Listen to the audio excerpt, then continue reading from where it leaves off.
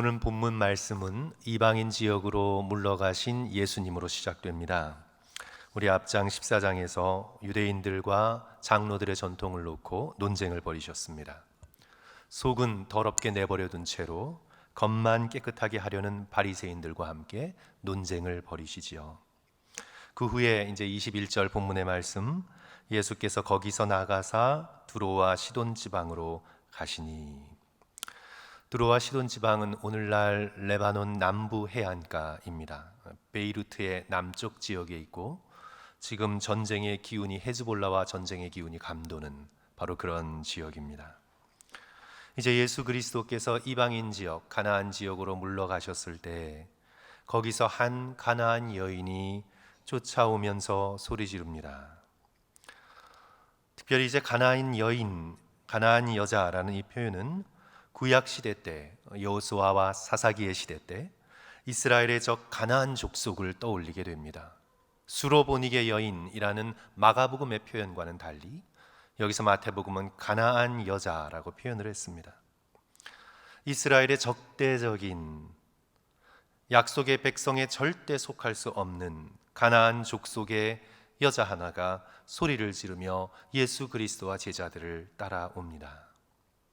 여기서 소리 지르다라는 단어는 그냥 큰 소리를 그냥 지르는 그런 게 아닙니다. 오늘 우리가 한번 큰 소리를 질러봅시다 해서 지르는 그런 소리가 아닙니다. 이 단어는 거의 귀가 찢어질 정도의 그런 소리입니다. 특별히 여인의 해산의 고통으로 몸부림칠 때의 소리입니다. 정상적인 상태에서는 나올 수 없는 소리입니다. 요한계시록 12장 2절 보시면 이 여자가 아이를 베어 해산하게 되매 아파서 애를 쓰며 부르짖더라에 사용되었던 그 단어가 여기에 쓰였습니다. 귀를 찢어 놓을 듯한 날카로운 소리를 지르며 예수께 탄원을 합니다. 다윗의 자손이여 나를 불쌍히 여기소서, 내 딸이 흉악하게 귀신이 들렸나이다.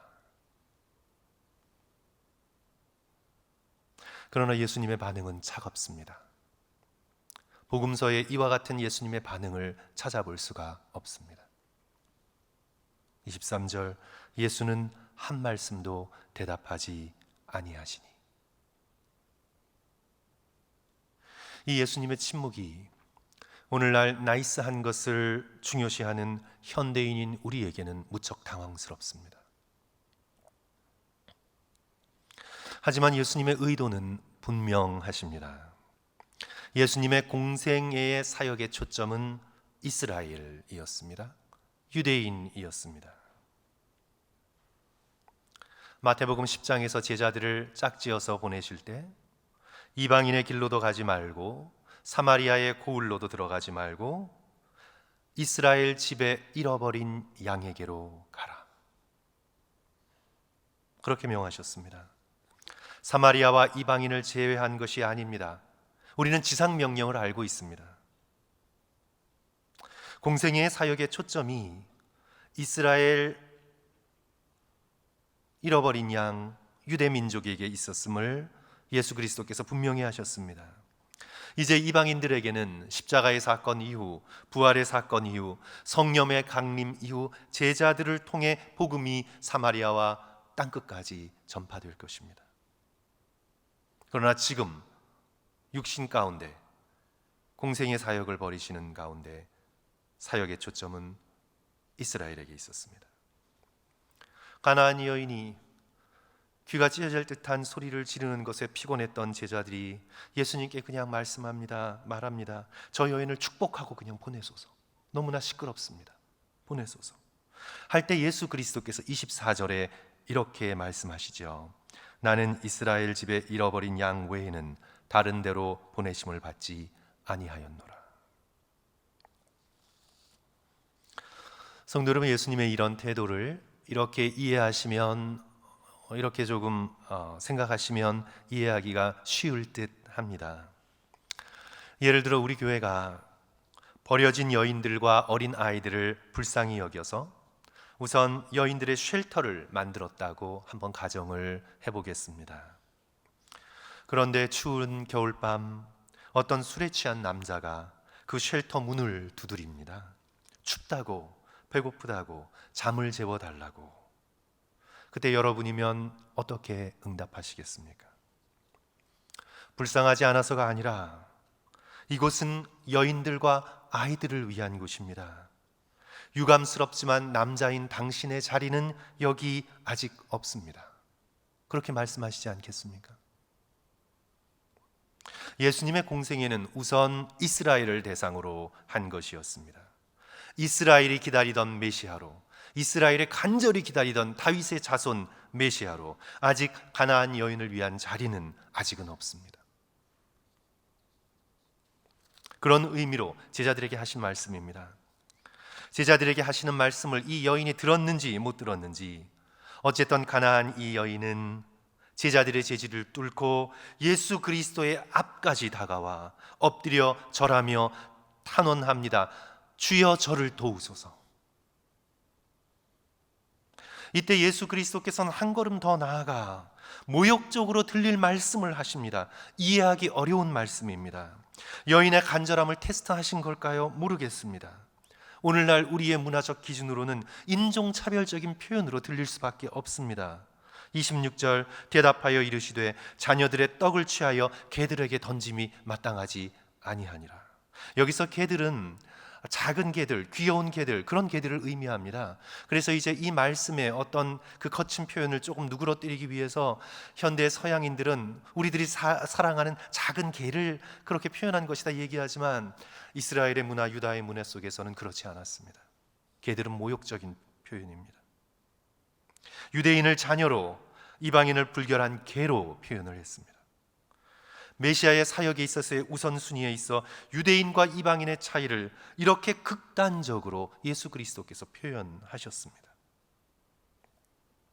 중요한 것은 예수님의 표현이 아니라 이 여인의 반응입니다. 이 여인의 반응이 우리가 알듯이 너무나 놀랍습니다. 이런 모욕적인 표현에도 불구하고 27절 여자가 이르되 주여 올소이다. 주님의 말씀이 맞습니다. 개들도 제 주인의 상에서 떨어지는 부스러기를 먹나이다. 예수님과 논쟁하지 않습니다. 모욕적으로 들릴 표현에 항의하지 않습니다. 어떻게 유대인의 랍비가 이런 인종차별적 표현을 쓰냐고 그렇게 하지도 않습니다. 자신의 모든 민족적인 자존심을 내려놓고 지극히 겸손하게 땅에 엎드려 부스러기의 은혜를 구합니다. 놀랍습니다. 주여 옳습니다. 유대인인 당신의 눈으로 볼 때 저는 개와 같은 존재입니다. 흉악한 귀신 들린 제 딸은 지금 개보다도 못한 상태입니다. 하지만 그런 개들도 주인의 땅에서 떨어지는 것으로 먹고 살고 있사오니 그 은혜라도 내게 주소서. 예수 그리스도께서 놀라셨습니다. 감동하셨습니다. 이 여인의 간절함에 예수 그리스도께서 놀라셨습니다. 그 물러설 줄 모르는 믿음에, 그 겸손함에 그리스도께서 놀라셨습니다. 28절 너무나 감동스러운 구절입니다. 우리 다 같이 28절 한 목소리로 읽도록 하겠습니다. 이에 예수께서 같이 읽습니다. 시작. 이에 예수께서 대답하여 이르시되 여자여 내 믿음이 크도다. 내 소원대로 되리라 하시니 그때로부터 그의 딸이 나으니라. 아멘. 여자여 내 믿음이 크도다. 예수님께 이런 칭찬을 받은 여인은 복음서에 없습니다. 제자들에게는 어찌하여 너희가 이토록 믿음이 없느냐, 이 믿음이 적은 자들아. 예수 그리스도께서 제자들과 함께하여 그 수많은 기적, 그 수많은 복된 말씀을 전해 주었음에도 불구하고 제자들에게는 믿음이 없었습니다. 믿음이 적은 자들아, 제자들은 꾸중 들었습니다. 하지만 유대인의 바운더리, 이스라엘의 바운더리 저 밖에 있는 이스라엘의 입장에서는 가장 타락하고 가장 더러운 가나안 여인이 내 믿음이 크도다. 놀라운 칭찬을 받습니다. 예수 그리스도께 이런 칭찬을 받은 사람, 로마 백부장 정도 생각할 수 있을까요? 예수 그리스도의 최고의 칭찬을 듣습니다. 여자여, 내 믿음이 크도다. 놀라운 말씀입니다. 사랑하는 성도 여러분, 어떤 믿음이 큰 믿음입니까? 절박한 믿음입니다. 이 여인은 지금 절박합니다. 예수 그리스도의 부스러기 은혜가 없이는 살아갈 수 없습니다. 자신의 사랑하는 딸이 흉악한 귀신에 들렸습니다. 다른 어떤 방법으로도 치유의 길을 찾았지만 소용이 없었습니다. 예수께서 들어와 시돈 지역에 오셨다는 소문을 듣고는 그냥 쫓아옵니다. 소리를 지르는 정도가 아니라 해산할 때 지르는 고통의 소리로 외칩니다. 성도 여러분, 얼마나 큰 소리를 질러보셨습니까? 모든 체면을 내려놓아야 큰 소리를 지를 수 있습니다. 우리가 주여 하고 외치지만 우리의 소리는 이 여인의 소리에 미치지 못합니다. 이 여인은 인간이 지를 수 있는 가장 절박한 소리, 자신의 존재의 밑바닥에서 가장 깊숙한 곳에서 나오는 생명을 건 외침의 소리였습니다. 다윗의 자손이여, 나를 불쌍히 여기소서. 내 딸이 흉악한 귀신이 들렸나이다. 예수님의 침묵에도 포기하지 않고 뚫고 들어갑니다. 길을 가로막고 엎드려 예수께 간청하며 다시 구합니다. 주여, 저를 도우소서. 예수님의 모욕으로 들릴 표현에도 아랑곳하지 않고 한 걸음 더 뚫고 들어갑니다. 예수님의 마음을 깊이 뚫고 들어가 말합니다. 주여, 올소이다마는 개들도 제 주인의 상에서 떨어지는 부스러기를 먹나이다. 부스러기의 은혜를 간구합니다. 절박하게, 겸손하게, 간절하게 그 은혜를 달라고, 내게 달라고, 내 몫이 아닌지 모르지만 내게 달라고 예수 그리스도께 간구합니다. 예수 그리스도께서 깊이 감동하십니다. 여자여, 내 믿음이 크도다. 절박한 믿음, 포기하지 않는 믿음, 예수님을 감동시키는 믿음, 부스러기의 은혜라도 간구하는 믿음, 이 여인의 믿음의 외침이 예수 그리스도의 안에 있는 긍휼의 마음을 불러 일으킵니다. 이 여인의 믿음이 예수님의 지극히 겸손하고 온유하신 마음에 와 닿았습니다. 내 소원대로 되리라. 이 말씀에 그 딸이 나음을 입습니다. 예수님을 감동시키는 이 절박한 믿음의 근원은, 성도 여러분, 무엇일까요? 그것은 겸손한 마음입니다. 딸을 구원하기 위해 바닥까지 내려간 마음입니다. 겸손을 뜻하는 영어 단어 humility, 이것은 라틴의 humus에서 나왔습니다. 우리가 설교에서 자주 들었죠. 그것은 흙이라는 단어입니다. 기본적인 뜻은 흙입니다. 흙바닥까지 낮아진 마음, 더는 내려갈 수 없이 낮아진 마음, 겸손한 마음. 개라고 불러도 상관없습니다. 부스러기의 은혜라도 구할 수만 있다면 괜찮습니다. 자존심을 다 버리고 오직 예수 그리스도의 은혜만을 구하고 있습니다. 이 여인의 마음이 놀랍습니다. 땅바닥까지 낮아져서 오직 예수님의 은혜만을 바라며 자신의 모든 힘을 다해 예수님께서 보여주시는 표면적인 거절을 뚫고 들어가 설령 자신에게 지금 예비되지 않은 것일지라도 구하고 또 꿇어 엎드리는 이 여인의 겸손한 마음에 예수 그리스도의 긍휼의 마음이 움직이셨습니다. 우리는 이 여인에 비하면 너무 쉽게 포기합니다. 우리는 너무 점잖습니다. 우리는 아직 너무 겸손하지 못합니다. 예수님 말고도 해결책이 있다고 믿기 때문입니다. 예수님 말고도 인생을 그럭저럭 사람들에게 내 인생을 잘 사는 것처럼 그럭저럭 의지하며 살아갈 여러 가지 장치들을 마련해 놓았기 때문입니다. 그러나 진정으로 겸손한 사람은 간절히 구하고 찾습니다. 왜냐하면 은혜 외에는 내가 얻을 것이 없기 때문입니다. 예수님 외에는 내 딸을 살려줄 은혜가 없음을 알기 때문입니다. 우리는 어떤 의미에서 이 가나안 여인처럼 예수님을 괴롭혀야 합니다. 우리는 너무 쉽게 점잔을 빼고 뒤로 물러나는데 우리는 이 가나안 여인처럼 예수님을 귀찮게 해야 합니다. 쉽게 포기하고 뒤로 물러서는 것이 아니라 끊임없이 예수께 나와 은혜를 구해야 합니다. 예수님께서 친히 누가복음 18장에서 과부와 재판장의 비유를 통해 말씀하셨습니다. 과부가 불의한 재판장을 끝까지 밤낮으로 괴롭힙니다. 너무나 괴로워서 재판장이 뭐라고 말하나요? 이 과부가 나를 번거롭게 하니 내가 그 원한을 풀어줄 것이라. 그러면서 예수 그리스도께서 말씀하시죠. 7절, 8절 성도 여러분 슬라이드 참조하셔서 우리 함께 읽을 수 있을까요? 하물며 같이 읽습니다. 시작. 하물며 하나님께서 그 밤낮 부르짖는 택하신 자들의 원한을 풀어주지 아니하시겠느냐?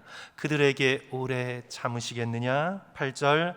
내가 너희에게 이르노니 속히 그 원한을 풀어주시리라. 그러나 인자가 올 때에 세상에서 믿음을 보겠느냐? 예수님께서는 찾아지기를 원하시고 하나님께서는 구해지기를 원하시고 누군가가 와서 번거롭게 하기를 원하십니다. 그러나 인자가 올 때 이런 믿음을 보겠느냐? 노아의 때처럼 모두 다 세상에 취하여 겸손히 낮아져 오직 하나님의 은혜만을 구하며 그 은혜를 간구하는 자들을 인자가 올 때에 볼 수 있겠느냐? 예수님의 한탄입니다. 사랑하는 성도 여러분, 오늘 이 아침에 우리가 다시 한번 깨닫고 기억할 수 있었으면 좋겠습니다. 예수님은 누군가가 당신을 찾기를 원하시고 당신께 다가와 길을 가로막고 엎드리기를 원하시고 침묵에도 거절처럼 보이는 상황에도 물러가지 않고 주님을 간절히 붙들고 늘어지기를 원하십니다. 우리 주님은 찾아지기를 원하십니다. 예수님은 이 가나안 여인처럼 누군가가 그렇게 당신 자신을 간절히 찾고 또 찾기를 원하십니다. 성도 여러분, 숨바꼭질 해보셨나요? 어렸을 때 안 하신 분 없을 겁니다. 숨바꼭질에서 가장 황당할 때가 언젠가요? 숨었는데 아무도 찾지 않아요. 숨었는데 아무도 찾지 않고 다 가요. 하나님은 누군가가 다가와 간절히 찾고 구하고 엎드리기를 원하십니다. 마태복음 7장 7절 8절 구하라 그리하면 너희에게 주실 것이요 찾으라 그리하면 찾아낼 것이요 문을 두드리라 그리하면 너희에게 열릴 것이니 구하는 이마다 받을 것이요 찾는 이가 찾아낼 것이요 두드리는 이에게 열릴 것이니라. 우리 모두 그리스도의 은혜 없이는 살 수 없다는 정말 겸손하고 정말 절박한 믿음을 가지고 주님 안 주셔도 괜찮아요 이런 믿음이 아니라 정말 주님의 은혜 없이는 내가 하루도 버틸 수 없다고 오늘 하루를 열며 우리의 겸손하고 절박한 믿음을 가지고 주님 앞에 나와 간구할 수 있는 이 가나안 여인과 같은 심령을 주여 제게 주시옵소서. 기도할 수 있는 저와 여러분 되었으면 좋겠습니다. 특별히 가족을 위해 안타까운 마음으로 기도하시는 성도들이 계시다면 낭망하여 포기하지 않기를 주님의 이름으로 간절히 부탁드립니다. 이 가나안 여인은 자신을 위해서가 아니라 딸을 위하여 예수님의 침묵을 견뎌냈고 예수님의 거절처럼 보이는 말씀을 뚫고 들어가 그 앞에 엎드려 부스러기의 은혜를 구하여 얻어내었습니다. 예수 그리스도께서 응답하지 않으시는 것처럼 보일지라도 오늘 우리가 간절히 기도하나 예수님께서 침묵하시는 것처럼 보일지라도 나를 위한 은혜가 예비되지 않은 것처럼 그렇게 느껴질지라도 예수 그리스도의 지극히 겸손하고 온유하신 마음을 의지하여 성도 여러분 구하고 또 구하십시오. 자녀의 믿음, 부모와 형제자매, 배우자의 구원을 위해 오랜 동안 기도해 오신 성도님들이 계시다면 낭망하지 마십시오. 포기하지 마십시오. 우리들의 기도가 지금 당장 가시적인 응답이 없는 것처럼 보여서 우리들의 기도가 헛되지 않을 것을 믿는 저와 여러분 되었으면 좋겠습니다. 우리의 기도가, 이 가나안 여인의 기도가, 우리의 간절함의 가족을 위한 기도가 그 가족의 죽는 순간이라도 예수님을 기억나게 만들 것입니다. 하나님께서 인간의 마음속에서 행하시는 영적인 일은 우리의 상상을 초월합니다. 우리가 사람의 영혼을 바라보며 저 사람에게는 하나님이 없겠다, 저 사람은 구원받을 수 없겠다, 인간적으로 판단할지 몰라도 하나님의 인간의 영혼 가운데서 행하시는 영적인 일은 신비하고도 놀랍습니다. 우리의 가족을 위한, 가족의 구원을 위한 기도는 결코 헛되지 않을 것입니다. 죽는 순간에라도 그 자녀에게, 내 남편과 내 아내에게, 우리의 부모에게 죽는 순간에라도 예수 그리스도께서 들어가셔서 우리의 기도를 이루실 것입니다. 결코 그리스도께서 여러분의 기도를 외면하지 않으실 것입니다. 복음서를 보십시오. 지붕을 뜯어 중풍병 걸린 친구를 달아내린 친구의 믿음을 예수 그리스도께서 귀하게 여기셨습니다. 하인 하나를 위하여 기도하는 백부장의 기도를 주께서 들어주셨습니다. 회당장 야이로의 자신의 딸을 향한 간절한 간구를 들으시고 그를 살려내셨습니다. 오늘 여기 가나안 여인의 간절한 기도를 들어 예비되지 않은 것 같으나 그 딸을 악한 마귀에서, 악한 귀신에게서 구해 주셨습니다. 예수님께서는 가족을 사랑하는 마음을 품고 그의 구원을 위해 간절히 엎드리는 자를 외면하지 않으십니다. 정말 외면하지 않으십니다. 그래서 우리 성도들께서 가족의 구원을 위하여, 자녀들의 구원을 위하여, 남편과 아내의 구원을 위하여, 부모님의 구원을 위하여 낭망하지 말고 끝까지 기도하시기를 주님의 이름으로 간절히 축원합니다. 말씀을 정리합니다. 성도 여러분, 2024년 예수님을 우리의 기도로 좀 번거롭게 해드립시다. 성도 여러분, 예수님을 그냥 편하게 놔두지 맙시다. 예수님을 조금 번거롭게, 예수님을 귀찮게, 이 여인의 날카로운 소리 같은 그런 외침이라도 질러대며 예수님의 길을 가로막고 엎드리고 구하고 간구하여 부스러기의 은혜를 얻어내시는 그런 2024년 되시기를 주님의 이름으로 간절히 축원합니다. 은혜 아니면 살아갈 수 없다고 주님을 찾고 또 찾고 구하고 또 구하는, 그리하여 놀라운 이 가나안 여인의 기도의 응답을 얻어내는 2024년 그런 한 해 되시기를 주님의 이름으로 간절히 축원합니다.